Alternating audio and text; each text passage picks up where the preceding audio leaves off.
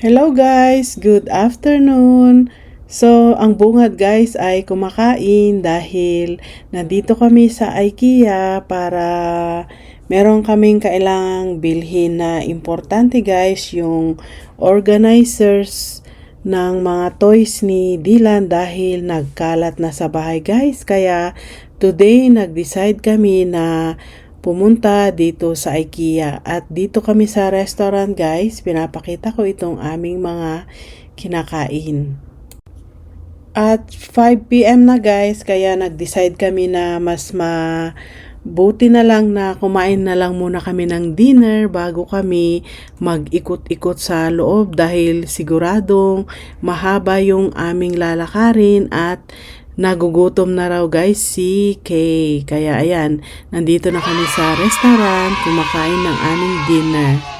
At ayan, ang kinain namin ay yung kanilang fish and chips at saka yung garlic bread at saka pop at saka yung merong cake kami binili na yung product ng IKEA. Masarap siya guys. At ito naman si Dylan, nakakatawa. Doon sa orderan ng pagkain, bumili siya ng tubig dahil nakita niya yung print ng tubig may nakalagay na earth. Naku, na-curious naman siya. Gusto raw niyang bumili ng tubig. At napakamahal. $3 ang isang bote ng tubig na yan. At hindi siya kumakain guys dahil siya ang naunang kumain sa bahay. After ng school, kumain na siya kaagad. Dahil nagugutom na raw siya kanina. Kaya kami na lang ni Kay ang kumakain ng dinner. Kain po tayo guys. Natawa lang ako guys kasi sabi ni Dylan sa kanyang grandpa nung dumating si grandpa dahil minute niya kami dito sa IKEA. Sabi niya, I'm drinking earth water daw. Ayan, kaya nasabi ko na nakakatawa. Na-curious siya guys doon sa earth na nakalagay doon sa bote. At ayan guys, nandito na kami sa sa shopping area. So, nagtitingin-tingin kami kung ano yung mga ideas na pwedeng gayahin o kaya yung mga excited akong makita kung ano yung mga bagong product nila ng 2025. Kasi normally, few years ago, palagi akong may bagong magazine ng IKEA. Kaya lang ngayon, wala akong makitang magazine. At hindi ko rin alam kung saan hihingi. At pinabayaan ko na para tignan ko na lang kung ano yung mga display na meron sila na mga bago ng 2025. At dito guys, sinakay na lang namin si Dylan dito sa cart dahil pagod daw siya after school at medyo mahaba itong aming lalakarin. Pero ang nangyari naman ay hindi naman siya nag-stay sa cart. Minsan pag may gusto siyang tignan, bumababa naman siya. At ayan, ikot-ikot lang kami guys, tingin-tingin kung ano yung mga pwedeng bilhin na kailangan sa bahay.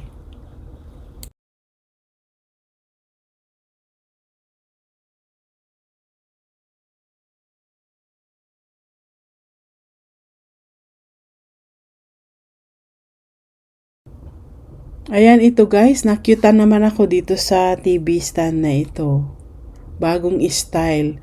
So, hindi ko na naipakita lahat guys. Nandito na kami sa area kung saan pipick upin namin yung mga bagay na nabili namin. Yung ano ba yung kinuha namin? Mirror, tsaka yung toy organizer ni Dylan, at yung desk. Bumili si Kay ng kapalit ng kanyang desk. At ayan, ito na yung yung plastic na ilalagay doon sa organizer na binili namin. Ito yung napili naming kulay. Meron namang ibang kulay. May red, may yellow, may orange, at saka may pure white.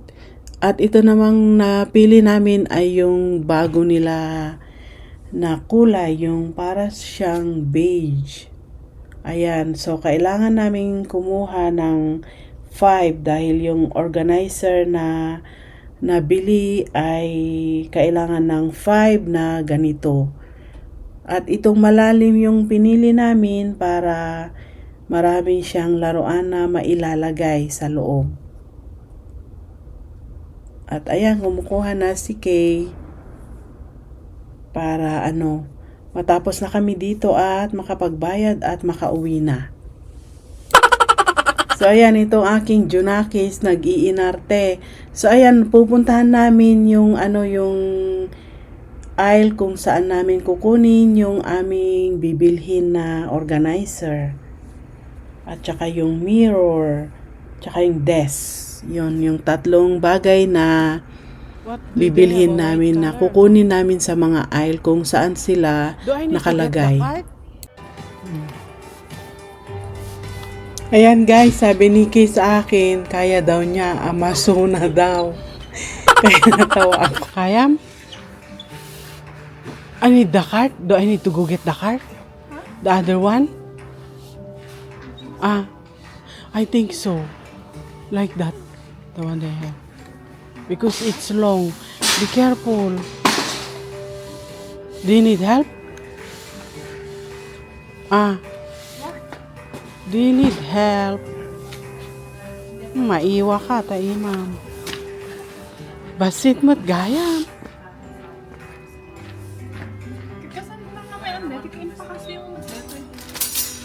May plaster mo, anong gamak neta? Yeah.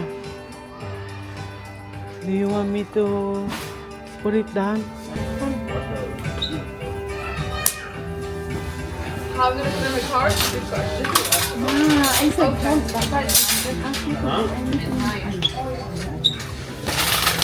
Oh shit. Yeah. Arte. So you want one white one, one purple?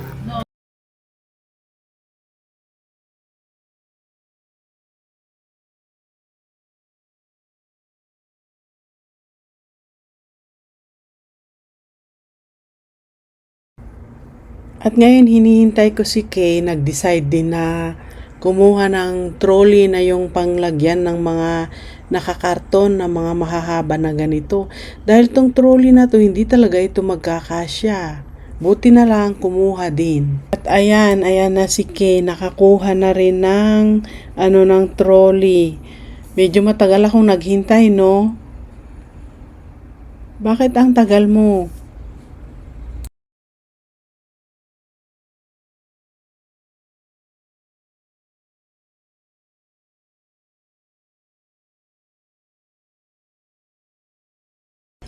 At ayan guys, nakuha na namin lahat ng mga kailangan naming bilhin na mga kailangan namin sa bahay.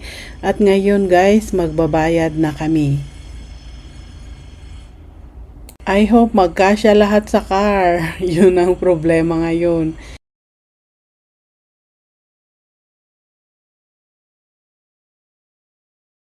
Hello guys! So ngayon guys ay next day na ng pagpunta namin sa IKEA kahapon. At ngayon ipapakita ko sa inyo guys kung ano yung mga nabili namin doon. So uunahin ko ito guys, nakabili ako ng computer stand. So yan, ilalagay ko yung computer dito sa may ibabaw nito. Yeah, assemble siguro ito guys. At hindi ko pa siya nabubuksan. So yan ang kanyang itsura. Gagamitin ko siya dun sa desktop sa bedroom. Yan. Ang una. Tapos, ito naman guys, bumili ako ng unan na ipampapalit ko yung mga decoration na unan na meron ako. So, nakabili ako ng 4. Bali, 4 yung nakuha ko nito dahil 4 yung aming unan sa sofa. Ayan.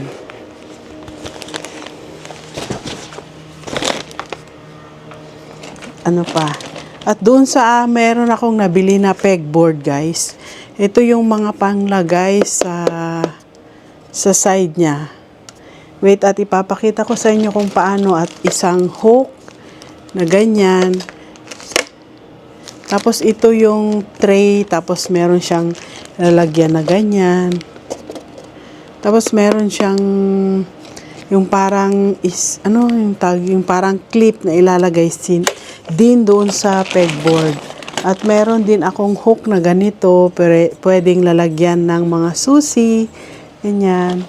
At bumili ako ng cork para sa aking baso pag ilalapag ko siya sa desk. Ganyan. Meron pang iba guys, wait lang.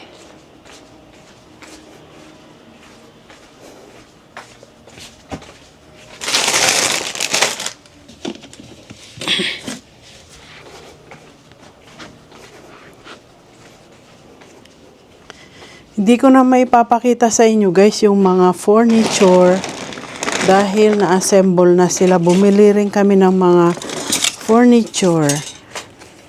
Ayan, bumili kami ng 3 hanger na ganyan, lalagyan ng mga pantalon. Ayan. 3.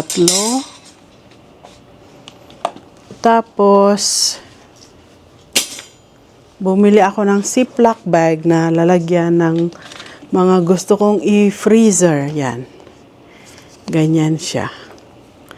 Wait at magbukas ako ng isa. Para makita kung gaano kalalaki itong nakuha kong Ziploc. Wait lang at kukuha ako ng isa. Yan, ganyan siya kaliliit guys. Itong Ziploc, maganda siyang lagayan ng pagkain or anything na gustong i-freezer. So yan, 2 itong nakuha ko. Dami naming kalat, kailangan kong mag-declutter. Nagdi-declutter na kami.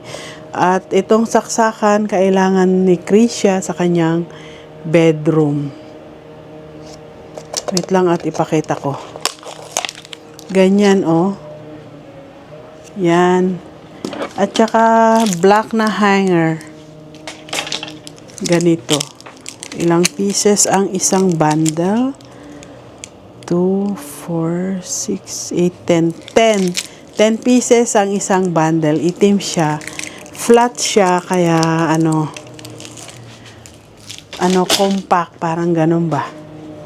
At bumili rin si Krisha ng ganito. Yung cellphone stand, yan. At dahil meron kaming cabinet organizer ng mga toys ni Dylan, kaya bumili rin kami ng ganitong plastic.